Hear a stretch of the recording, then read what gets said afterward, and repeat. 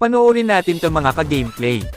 Ito papatapos ang first quarter, LeBron James 1-on-1 laban kay Luke Cornet, at LeBron James drive at dinakdak ang bola. Grabe ka naman LeBron.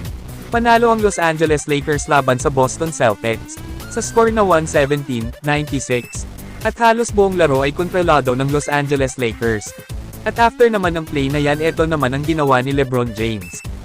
Under 7 minutes sa second quarter, Austin Reeves nahanap si LeBron James. At LeBron James walang takot at dinakdak sa harap ng 4 na players ng Boston Celtics.